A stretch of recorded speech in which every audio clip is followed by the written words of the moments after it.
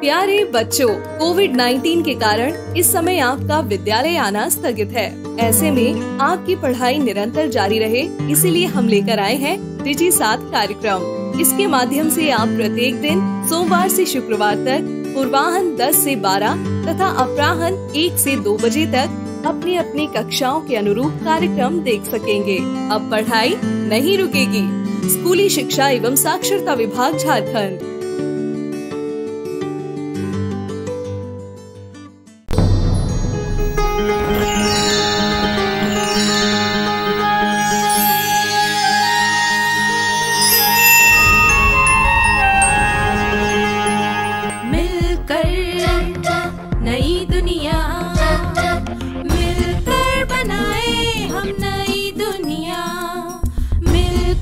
जीत ले हम सारी दुनिया।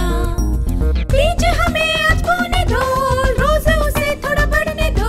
छू लेंगे आकाश हम, मन के विचार हकीकत बने। सिद्धि फल से आनंद देंगे, कोशिश कर बढ़े, सोच बुलंद करे।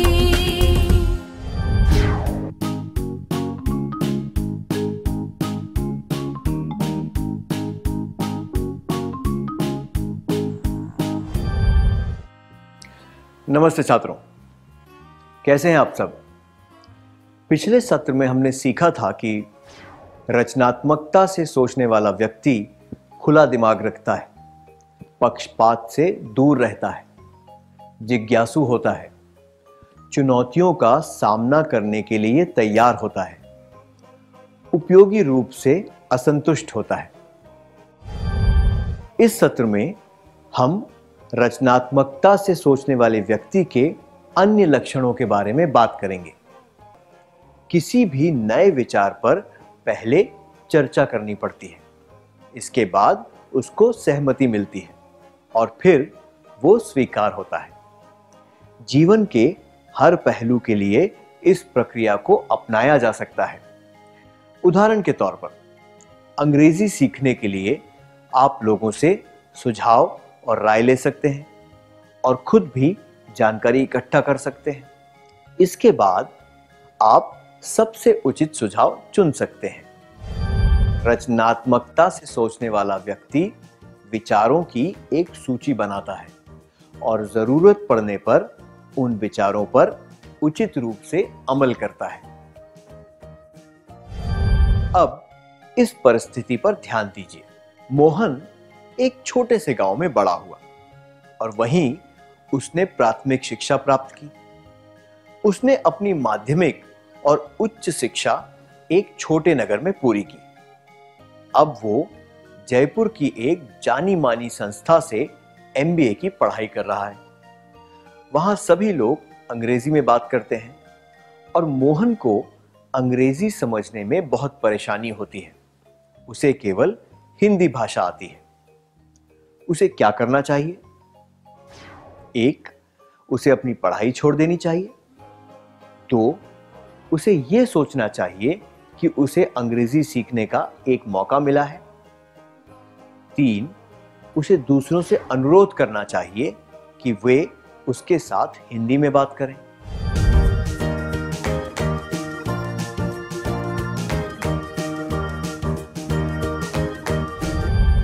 पढ़ाई छोड़ने और दूसरों से हिंदी में बात करने का अनुरोध करने से उसकी समस्या हल नहीं होगी और ना ही उसे अंग्रेजी बोलने में मदद मिलेगी। इसलिए मोहन को इसे एक अवसर के रूप में लेना चाहिए जिससे वो अपनी अंग्रेजी को सुधार सके। हमने इससे क्या सीखा? रचनात्मकता से सोचने वाला व्यक्ति चुनौतीपूर्ण परिस्थितियों में भी मौके ढूंढ लेता है।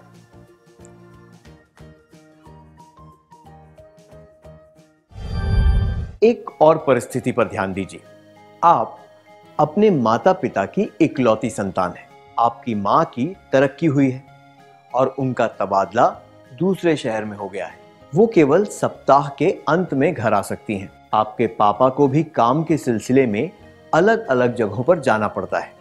आपके माता पिता ने यह सुझाव दिया है कि आपको खाना पकाना सीख लेना चाहिए ताकि आप अपना काम खुद कर सकें। आप क्या करेंगे? जो लोग मौके का पूरा फायदा उठाते हैं, नई योग्यताएं हासिल करते हैं और रचनात्मकता से उनका प्रयोग करते हैं, वे जीवन में सफल होते हैं। जहां चुनौतियां होती हैं, वहां उन्हें नए अवसर नजर आते हैं।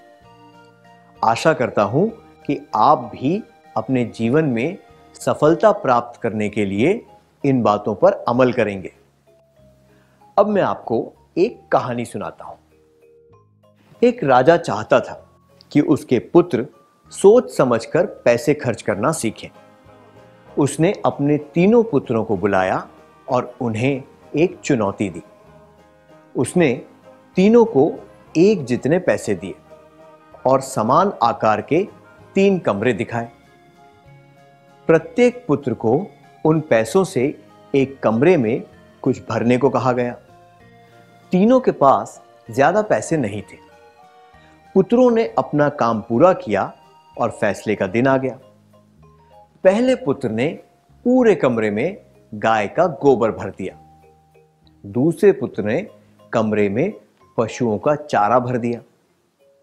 जब राजा ने तीसरे पुत्र का कमरा देखा तो वो आश्चर्यचकित रह गया। उसने एक कोने में एक दिया जलाया था। राजा उलझन में पड़ गया और उसने अपने पुत्र से पूछा, तुमने ये क्या किया?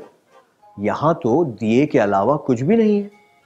पुत्र ने उत्तर दिया, पिताजी, मैंने इस कमरे को रोशनी से भर दिया है। इसमें बहुत कम पैसे खर्च हुए। सोच समझकर पैसे खर्च करने के लिए राजा ने उसकी बहुत प्रशंसा की। अगर आपको भी यह परीक्षा दी जाती तो आप क्या करते?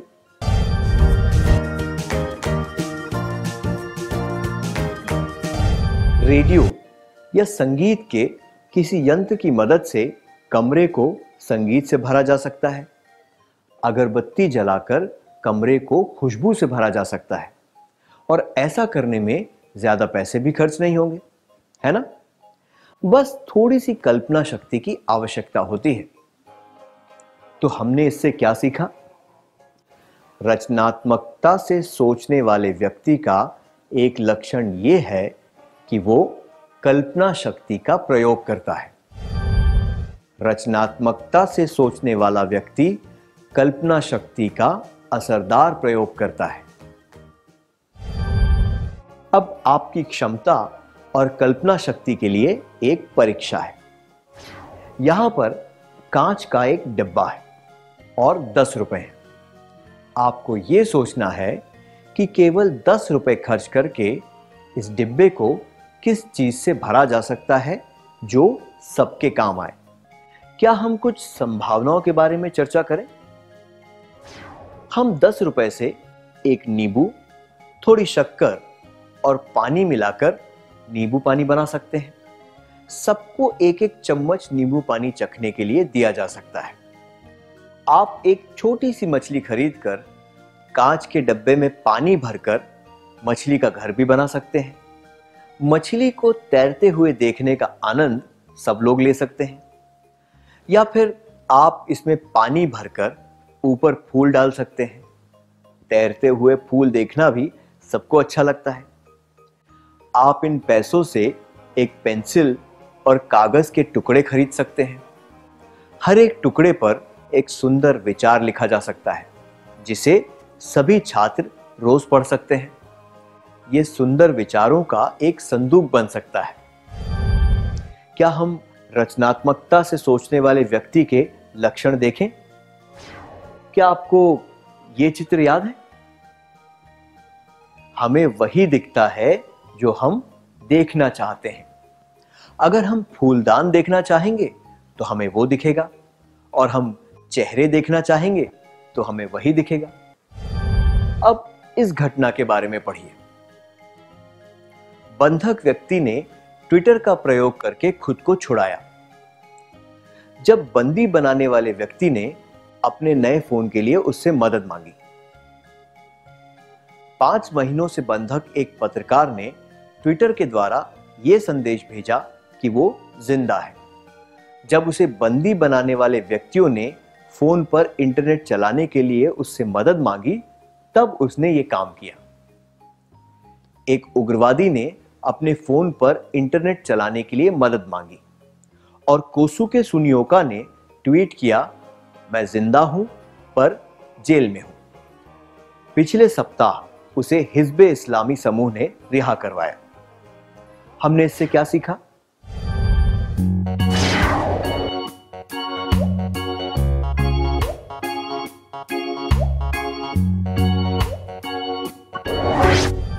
आशाहीन परिस्थितियों में भी उस पत्रकार ने फरार होने का एक तरीका ढूंढ निकाला।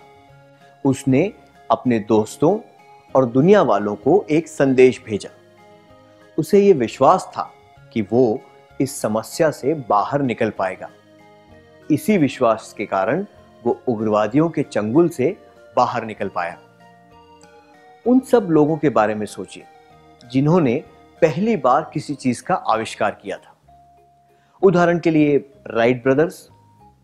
जब सब लोगों ने ये कहा कि कोई भी मशीन कभी आसमान में नहीं उड़ सकती, तब भी उन्होंने ये सोचा कि ये संभव है। उन्होंने एक ऐसा मॉडल बनाया।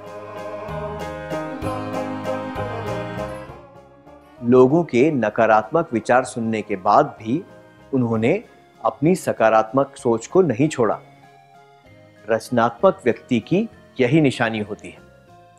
अगर हम सकारात्मकता से यह सोच लें कि हम अलग तरह से कोई काम कर सकते हैं, तो इससे हमारी रचनात्मकता बढ़ती है। रचनात्मकता से सोचने वाला व्यक्ति सकारात्मक सोच रखता है।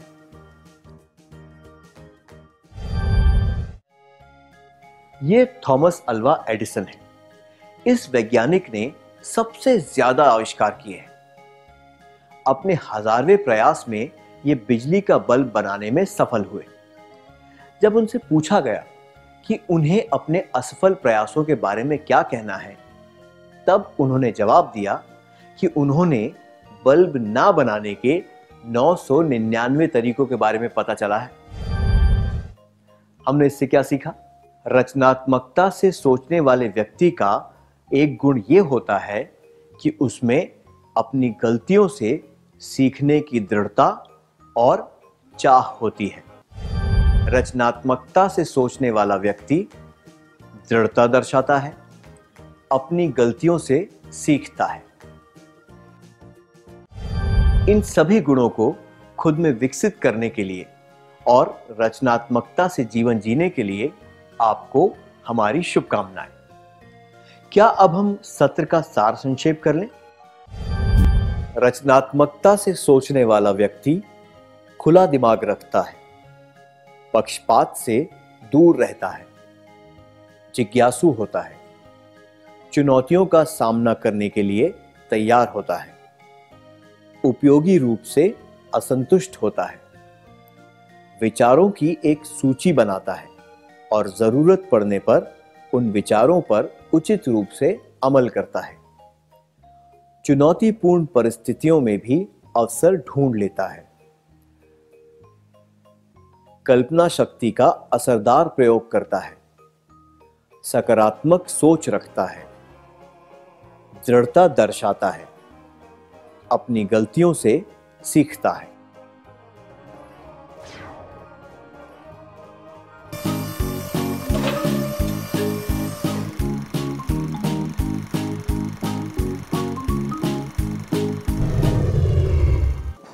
आइए आज की शुरुआत हम एक कहानी से करते हैं।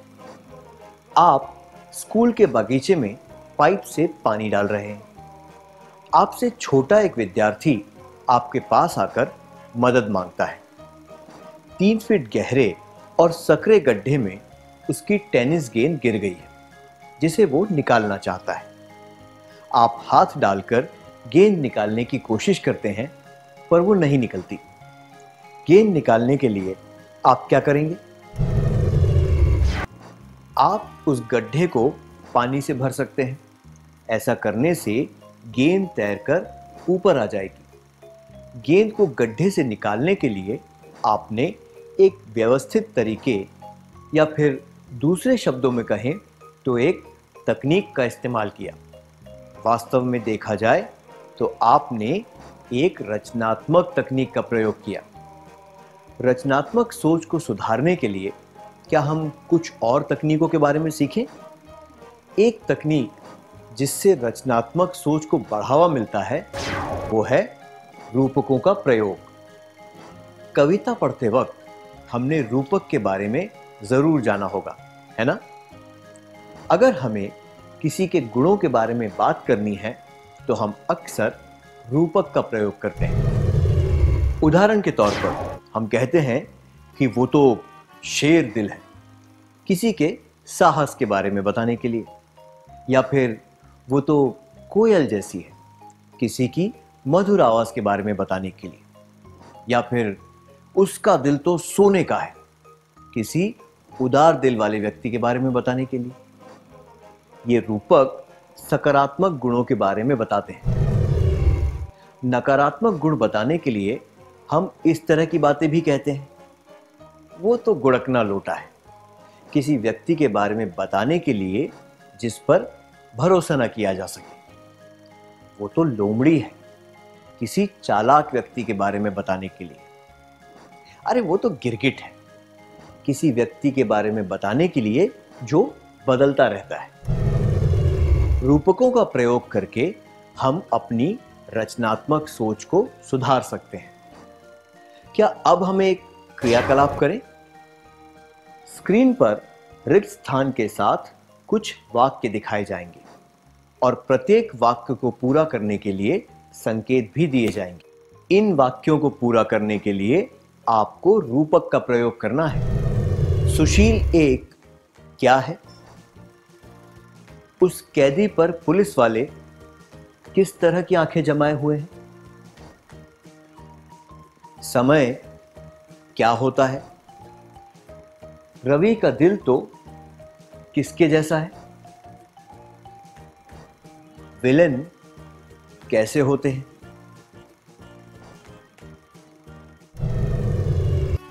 क्या हम कुछ सही उत्तर देख लें? सुशील एक फरिश्ता है। उस कैदी पर पुलिस वाले गिद्ध की तरह आंखें जमाए हुए हैं। समय कीमती होता है। रवि का दिल तो चूहे जैसा है। विलेन पत्थर दिल होते हैं। कुछ गुणों को बताने के लिए आमतौर पर इन रूपकों का प्रयोग किया जाता है, पर हम अपनी कल्पना शक्ति का प्रयोग करके कुछ उचित रूपक बना सकते हैं। बस ये ध्यान रहे कि आप जो कहना चाहते हैं वो बात ठीक से समझ में आ जानी चाहिए। हमने रूपकों द्वारा अपने वर्तमान और भविष्य के बारे में बताया।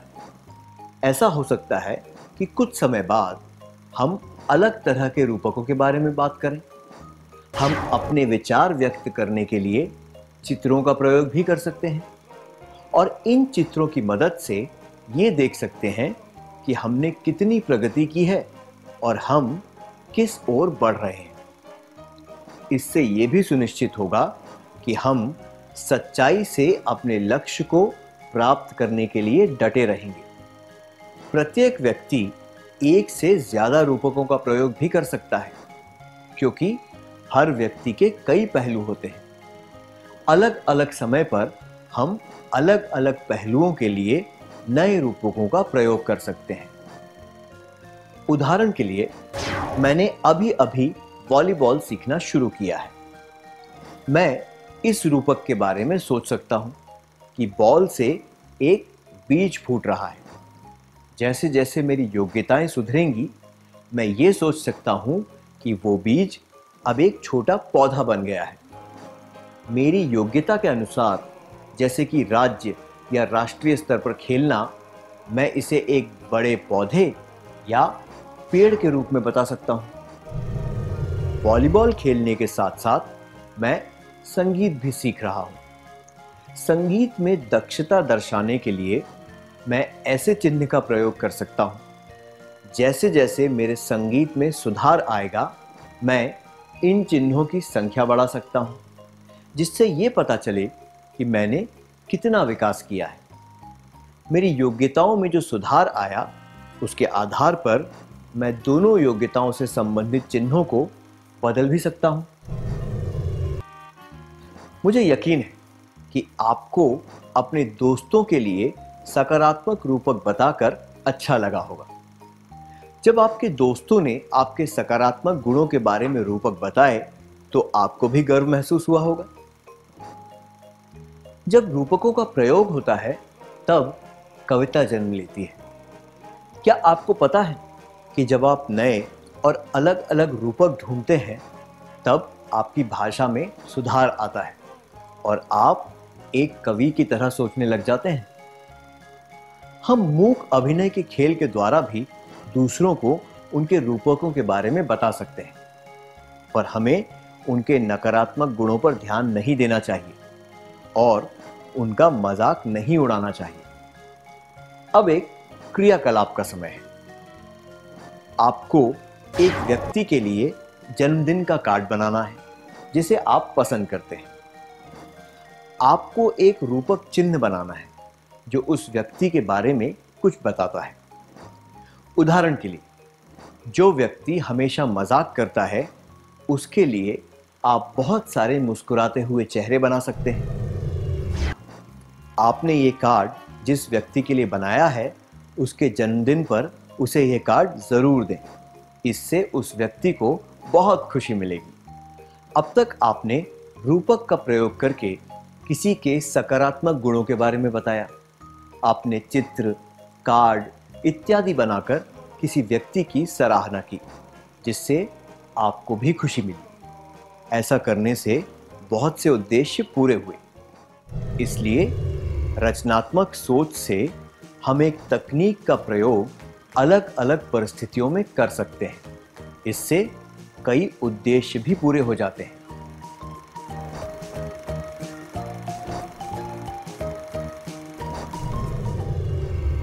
अगली तकनीक है कहानी बनाना। हमने बचपन से ही कहानियां सुनी हैं। कभी कभी हम ये भी सोचते हैं कि लेखक अपनी कल्पना शक्ति से कहानियां कैसे लिख लेते हैं। अब आप सबको एक कहानी बनानी है। आप सोच रहे हैं कि ये कैसे होगा? बहुत आसान है। कल्पना कीजिए कि आपकी मां ने आपको आलू, साबुन, सिरदर्द के लिए बाम और पेंसिल खरीदने के लिए बाजार भेजा है। इन सब चीजों के नाम याद रखने के लिए इनके बारे में एक कहानी बनाई जा सकती है। ऐसा करने से आपको ये सारे सामान आसानी से याद हो जाएंगे। उदाहरण के लिए, एक कहानी ऐसी हो सकती है। पेंसिल से चित्र बनाते समय मैंने तले हुए आलू खाए और मेरे सिर में दर्द हो गया। जब मैंने साबुन से अपना मुंह धोकर बाम लगाया तो सिर दर्द गायब हो गया। मैं दोहराता हूं। पेंसिल से चित्र बनाते समय मैंने तले हुए आलू खाए और मेरे सिर में दर्द हो गया। जब मैंने साबुन से अपना मुंह धोकर बाम लगाया तो सिर दर्द गायब हो गया। क्या आपने ध्यान दिया कि हमने अलग अलग चीजों को साथ जोड़ते हुए एक छोटी सी कहानी बनाई जिससे हमें ये सारे नाम याद हो गए? इस तकनीक को नेमोनिक कहा जाता है।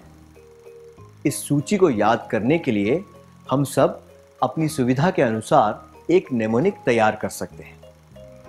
हमने देखा कि रचनात्मकता को सशक्त करने के लिए नेमोनिक का प्रयोग किया जा सकता है। अब एक क्रियाकलाप करेंगे।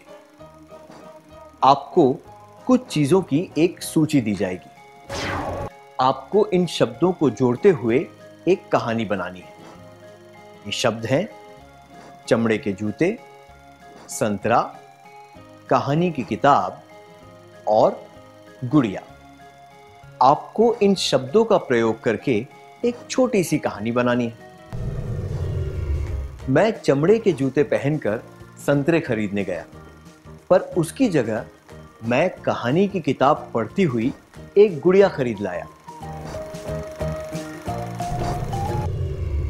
इस तकनीक के प्रयोग से आप तारीख भी याद रख सकते हैं। ये जरूरी नहीं है कि आप एक कहानी ही बनाएं।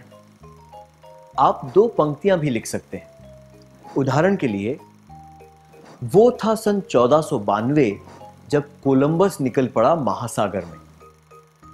इससे हमें याद रहेगा कि अमेरिका की खोज 1492 में हुई थी।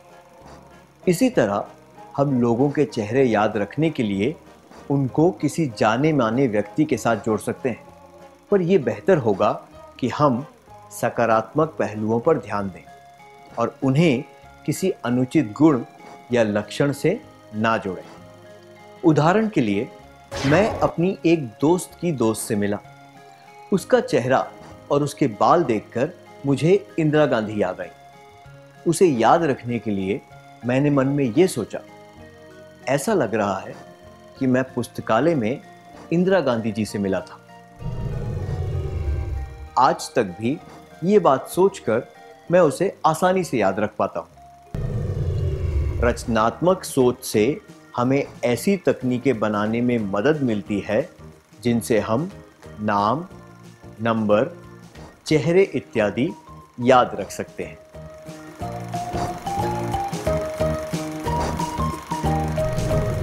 क्या हम एक और तकनीक सीखें? हम अपने हाथों के प्रयोग से परछाई वाली आकृतियां बना सकते हैं। उदाहरण के लिए, अपने दोनों हाथों को इस तरह पास लाएं, फिर उंगलियों को नीचे करके इस तरह हिलाएं। अब अंगूठे को आगे और पीछे करके कान बनाएं और फिर इन दोनों उंगलियों को इस तरह मोड़ लें। क्या ये ऐसा लग रहा है जैसे कुत्ता अपनी जीभ हिला रहा हो? अपनी कल्पना शक्ति के प्रयोग से हम ऐसी आकृतियां बना सकते हैं और इनका आनंद उठा सकते हैं।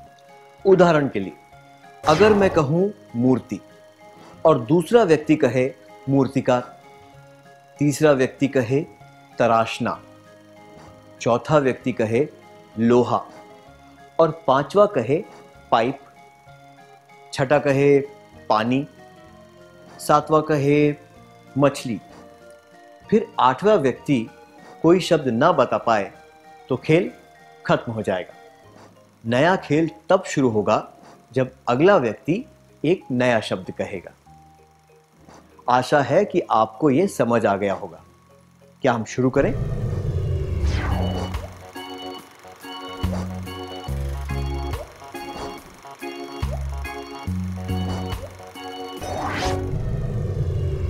धन्यवाद, ये मजेदार था, है ना?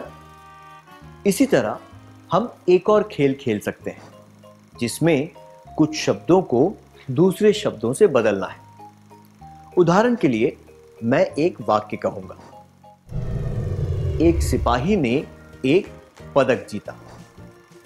दूसरे व्यक्ति को अपनी पसंद का कोई और वाक्य कहना है जो इससे मिलता जुलता है, जैसे कि एक हवाई जहाज बादल में घुसा।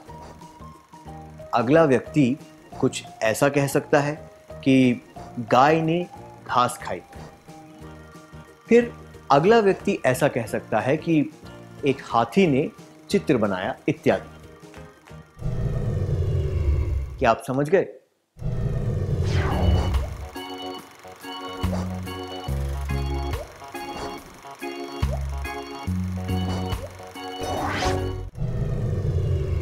बहुत अच्छी तरह खेला आप सबने। हमने इससे क्या सीखा? रचनात्मक सोच से हमारा उबाऊपन दूर हो जाता है। अब तक हमने जो रचनात्मक तकनीकें सीखी हैं वे हैं रूपक बनाना, नेमोनिक्स, परछाई वाला खेल, शब्द श्रृंखला। अगले सत्र में हम कुछ और तकनीकें सीखेंगे। क्या अब हम सत्र का सार संक्षेप कर लें? कुछ रचनात्मक तकनीकें हैं रूपक, कहानी बनाना इत्यादि। रचनात्मक सोच से हमें कई उद्देश्य पूरे करने में मदद मिलती है, नेमोनिक बनाने में मदद मिलती है, उबाऊपन दूर होता है। इन बातों को अच्छी तरह याद रखने के लिए इस प्रसारण से संबंधित सुझाव, अपने प्रश्न इत्यादि आप हमें jcertrg@gmail.com तथा टोल फ्री नंबर 1800 5728 585 पर संपर्क कर सकते हैं।